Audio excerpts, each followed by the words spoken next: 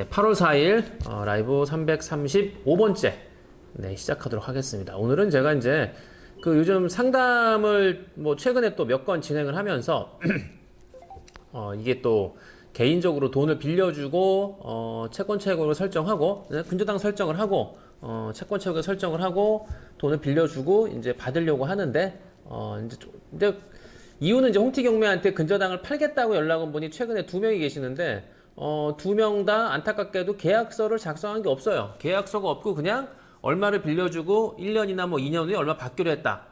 매달 받기로 했는데 그것도 뭐 안 줘갖고 이제 결국에는 뭐 경매를 넣어야 될지 어떻게 할지 모르고 있다가 홍티 경매 영상을 보고 내 근저당을 팔 수 있구나 라고 해서 이제 문의 전화가 오신 분들인데 문의 전화를 하신 분들인데 근데 제가 얘기를 하면서 이제 안타까운 점들이 좀 있었어요. 그래서 그런 부분들 이제 그런 분들에 대한 또 얘기를 여러분들한테 이제 간접적으로 해드리면서 어떤 해결책을 제시해드리려고 합니다. 개인 간 거래 시 뭐 작은 돈이야 뭐 그냥 빌려주고 뭐 하는 거지만 뭐 몇 천만 원, 몇 억 단위로 돈을 빌려줄 때는 이제 뭐 근저당이나 담보를 설정하고 돈을 빌려주는 경우가 많이 있죠. 담보를 설정하고 이제 근저당을 이제 담보 또 집에 아파트에 근저당을 설정을 해놓고 그냥 뭐 그러면 모든 게 다 안전하다고 생각을 하시는데 그게 다가 아니라는 거를 이제 말씀을 해드리도록 하겠습니다. 자.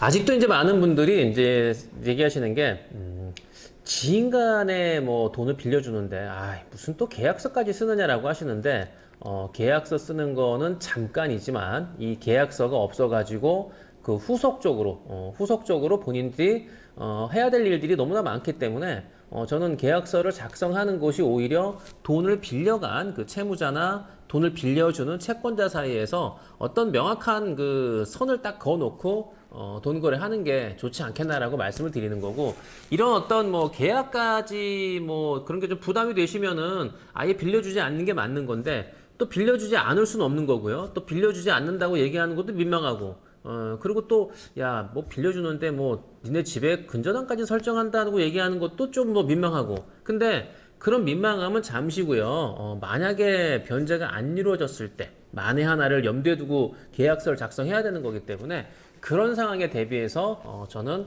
어떤 계약서 작성은 반드시 필요하다라는 말씀을 드리는 거고, 200만 원은 그냥 주세요. 못 받을 각오하고 그냥 주시고, 몇 천만 원, 몇 억 단위로 빌려줄 때는 반드시 근저당 설정하는 게 맞고요. 물론 담보 가치가 있을 때 얘기지. 뭐 앞에서 뭐 이미 뭐 빚이 뭐 너무나 많이 있다.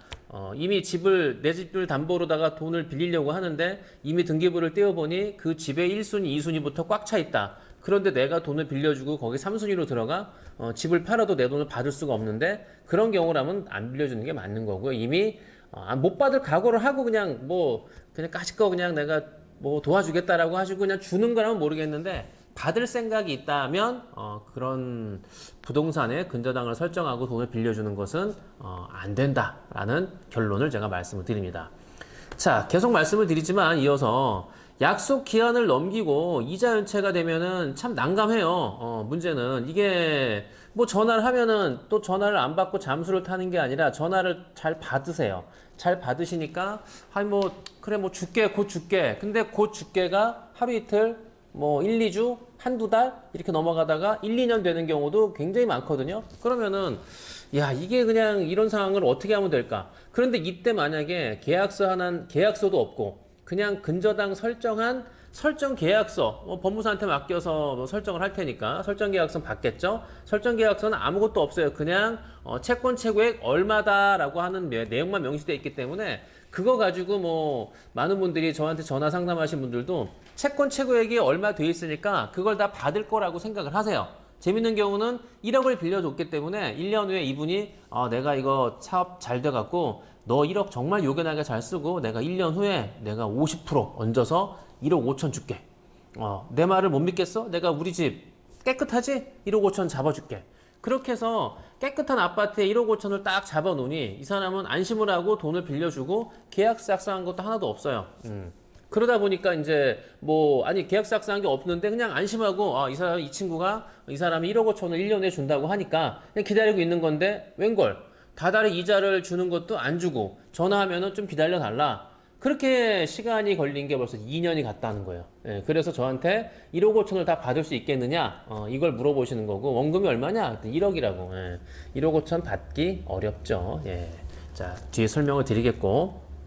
어쨌든, 다시 말씀드리지만, 돈 거래의 필수 조건은 무조건 계약서를 작성해야 되는 거고요.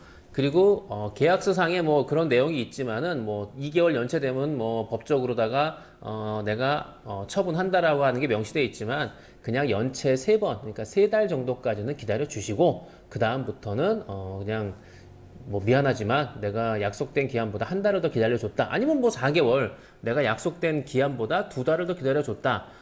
더 이상 내가 기다려줄 수는 없다. 미안하다라고 하면서 원칙대로 진행하는 게 맞는 거죠. 자, 그런데 이런 것들을 진행하려면 일단 첫 번째로 필요한 게 계약서예요. 자, 계약서를 제가 사본을 보여드릴 테니까 이 계약서를 그대로 갖다가 베끼시면 돼요. 그대로 갖다 그러니까 복사해서 베껴서 쓰시면 돼요.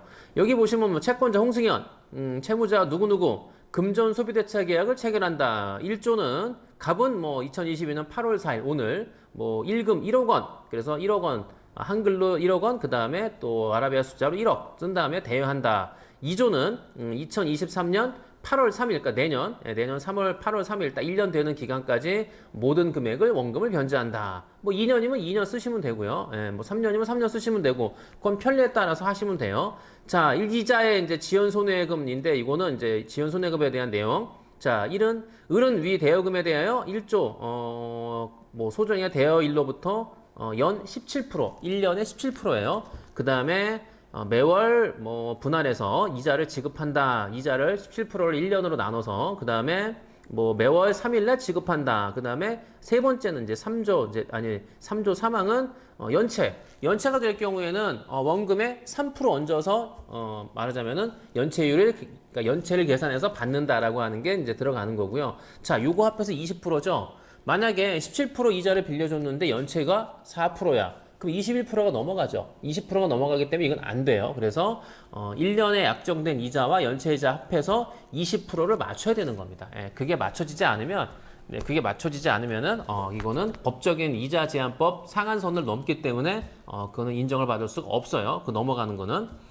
자, 4조는 이제 뭐 매월 납입하는 이자도 뭐 본인의 그 채권자 은행에 송금한다라는 게 있고, 그 다음에 이제 뭐 5조 같은 경우는 뭐 기한이익 상실에 대한 내용, 그 다음에 뭐 2개월 연체했을 때, 뭐 그 다음에 을이 뭐 예를 들어서 설정한 부동산 이제 채권 채무에 설정한 이제 근저당 설정한 그 집이 뭐 가처분이라든가 뭐 기타 여러 가지 다른 문제 때문에 뭐 문제가 됐을 때, 다른 어떤 이유로 문제가 됐을 때는 이 계약은 무효가 된다라고 하는 뭐 그런 내용. 그 다음에 너 지금 신용 불량이 됐어? 뭐 아니면 뭐 직장을 그만뒀어? 뭐 이건 참 주관적인 판단이긴 하지만 어찌됐든 갑한테 유리한 조건, 채권자한테 유리한 조건이 이제 5조 4항입니다. 기타 갑의 합리적인 판단에 의해서, 그러니까 채권자의 판단에 의해서 을이 채무 변제가 되지 않을 것 같다라고 판단하는 경우는 계약이 무효다. 뭐 이렇게 사실 뭐 추상적인 내용이긴 하지만 어쨌든 채권자한테 유리한 이런 조항이니까 이런 거는 넣어둘 필요가 있는 거죠. 예, 그리고 이제 계약의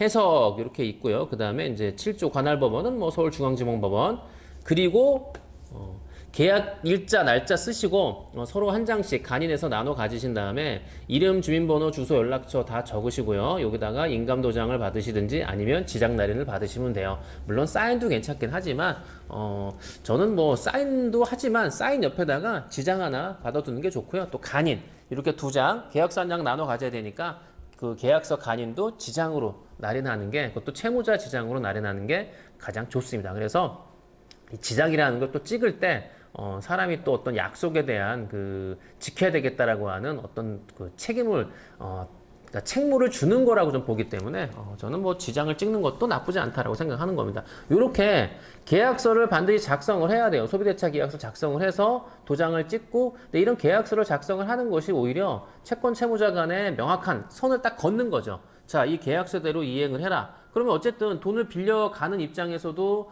그냥 뭐 좀 야속하게 생각할지 몰라도 계약서 내용을 보면서 내가 이거 돈을 갚아야 되는구나, 날짜를 지켜야 되는구나 라고 하는 진짜 뭐 의무감을 줄 수 있는 거고요. 돈을 빌려준 사람 입장에서도 어떤 뭐 개인 간 어떤 친분이나 이런 것 때문에 좀 명확하게 어떻게 할 수 없는 이런 얘기들을 어떤 계약서상에 명시함으로써 앞으로 뭐 조금 뭐 이런 이자를 연체하거나 이런 상황에서 그래도 계약서가 있기 때문에 이 계약서 내용대로 진행하는 거는 서로 간에 약속을 했고 도장을 찍었으니까 저는 뭐 그런 면에서 이런 계약서 자체가 굉장히 요긴하게 사용될 것이다라고 뭐 보기 때문에 그냥 뭐 지인이든 뭐 모르는 사람이든 누구 소개를 받든 어쨌든 돈을 빌려줄 때는 이렇게 물론 뭐 이게 뭐 그냥 담보 없이 빌려줄 때도 쓰면 되긴 하지만 담보 없이 빌려줄 때는 조금 내용을 좀 추가해야 되는 사항이 있어요. 그건 제가 나중에 한번 또 설명을 해드리고 오늘은 그냥 담보가 있이 담보 근저당을 설정을 하고 돈을 빌려줄 때 계약서를 제가 말씀을 드리는 겁니다.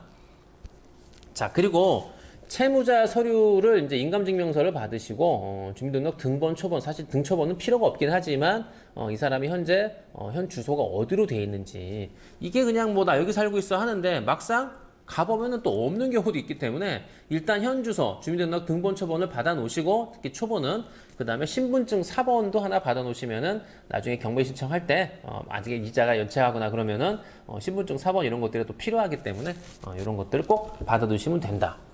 자, 제가 이제 구체적으로 그 사례를 설명을 드리는데 이런 것들이 이제 어저께도 상담한 분 중에 하나가 1억을 빌려줬는데 1년 후에 이제 뭐 이분은 2년 후였죠. 2년 후에 1년 후였나? 2년 후는 딴 분이었나? 자, 어쨌든 1억을 빌려주고 1년 후에 1억 5천을 약속을 했대요. 주기로. 예, 그리고 1억 5천 주기로 했으니까 내 말에 대한 내가 그 약속의 증표로 우리 집 근저당, 우리 집은 대출이 하나도 없는 거 보셨죠? 근데 알고 보니까 그 집에 전세가 있다는 거죠. 근데 전세금을 빼니까 내 돈 1억 5천은 고사하고 원금 1억에서도 아마 지금 시세, 그러니까 실거래 기준으로 한 2, 3천은 못 받을 것 같다. 이렇게 얘기하시더라고요. 그러니까 전세 있는 것도 얘기는 안 한 거예요. 그러니까 전세가 없다. 그러니까 전세가 있고 없고 얘기가 아닌 게 아니라 그냥 내 집이 깨끗하다라고만 얘기한 거죠. 맞는 얘기지. 등기부 등본은 깨끗하죠. 전세가 있다는 거 얘기는 안 했을 뿐이지 뭐 고의로 누락했다는 거를 입증을 해야 되는데 나중에 법정에서 소송이 오가면 근데 고의 누락이라는 걸 입증한다는 게 상당히 어려워요 그게. 그렇기 때문에 애초에 돈을 빌려줄 때 꼼꼼하게 확인을 했어야 돼요. 자, 근데 이제 집이 깨끗한 걸 보고 그래 이 집에 근저당도 없고 깨끗하구나 전세라는 거를 깜빡 잊으신 거예요 이분이. 그래서 1억 빌려주고 1억 5천 설정을 했죠. 근데 첫 달부터 이자를 안 주더래요. 그리고 다음 달에 줄게. 우리 집에 1억 5천 설정이 돼 있는데 뭘 걱정이냐 뭐 이렇게 얘기한다는 거죠. 그렇게 차일피일 미루다 보니까 시간이 1년이 훌쩍 넘고 2년이 다 됐는데 이자는 단 한 번도 못 받았다는 거예요. 그러니까 이분이 답답해가지고 이 근저당을 홍티 경우에 팔겠다고 연락을 하셔갖고 이제 나중에 얘기하면서 보니까 이제 전세가 있는 거를 본인이 알고 있는데 저한테도 그 얘기는 안 한 거예요. 그래서 제가 전세가 있었습니까? 그러니까 있었다고. 그 전세금이 얼마예요? 그랬더니 그러면은 사장님이 그 1억 5천짜리 근저당 채권이지만 저희가 살 수 있는 거는 한 2천도 뭐 안 된다. 제가 볼 땐 2천만 원도 받기 어렵다. 한 2천을 넘기시려면은 넘기시고 아니면은 저희 못 산다. 그리고 애초에 전세 있는 거를 왜 저한테도 얘기 안 하셨냐? 했더니 그 돈을 빌려간 사람이 얘기 안 했기 때문에 자기도 안 했대요. 사실 그건 말이 안 되는 거죠. 사장님이 그 고지를 못 받고 돈을 빌려줬다고 해서 그걸 저희한테도 그렇게 하시면 안 된다. 이런 얘기를 했는데 웃으면서. 근데 어쨌든지 간에 이분 같은 경우는 이제 그 생각할 때 그래도 내가 1억 5천이라는 게 설정이 되어 있는데 다 받을 수 있는 거 아니냐? 이렇게 얘기하시더라고요. 제가 계약서 작성을 했느냐. 만약에 전세가 없다고 치더라도 사장님은 1억 5천을 받기가 어렵다. 이런 말씀을 드린 거죠. 자, 그 이유는 이거예요. 계약서 작성을 안 했어요.